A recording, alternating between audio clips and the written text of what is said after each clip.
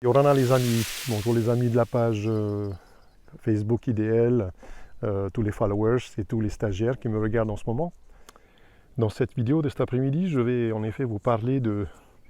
deux principes qui se ressemblent, qui sont quasi similaires, mais dont la différence est absolument fondamentale en développement personnel, à savoir la demande faite à l'univers et l'affirmation faite à l'univers. En effet, beaucoup ont reçu comme enseignement dans leur développement personnel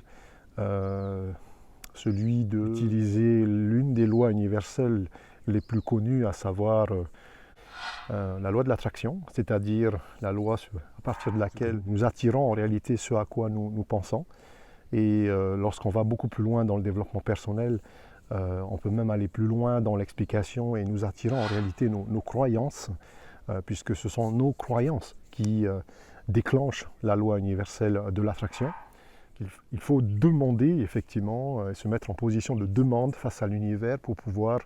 déclencher cette loi de l'attraction et donc obtenir la manifestation par l'effet de cette loi de l'attraction, de ce que nous souhaitons, de ce que nous désirons et de ce que nous croyons. Et bien souvent dans notre éveil de conscience, la plupart des gens s'arrêtent justement à l'état de demandeur et donc et se satisfont de cet acte, et en pensant bien sûr qu'il suffit de pratiquer cet acte très important à chaque fois que c'est nécessaire pour pouvoir manifester la vie qu'ils souhaitent dans chacun des domaines de vie concernés, que ce soit dans les finances, souvent, que ce soit dans la vie conjugale, que ce soit dans la parentalité, que ce soit dans la vie, dans sa carrière,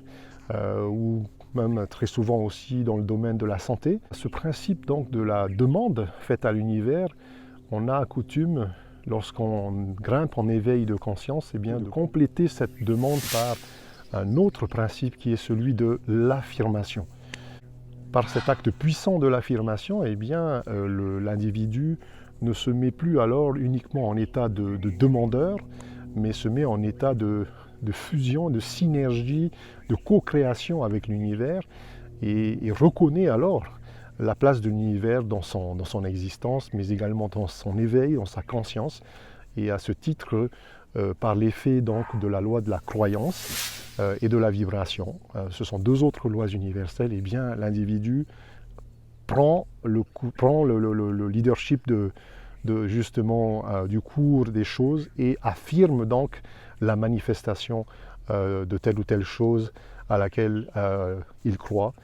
À la différence de la demande où l'individu ne se reconnaît pas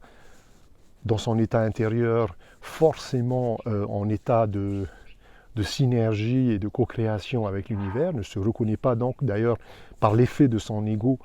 dans l'univers et ne fait pas partie de l'univers, lorsque l'individu a monté en conscience et se permet et ose, ce qui est tout à fait légitime d'ailleurs, affirmer, alors c'est un autre état donc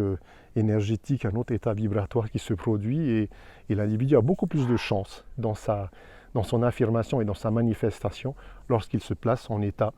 de co-créateur et donc d'affirmant, de manifestant. La grande différence qu'il y a entre les deux états intérieurs, c'est que dans un cas, celui de la demande, l'individu ne se sent pas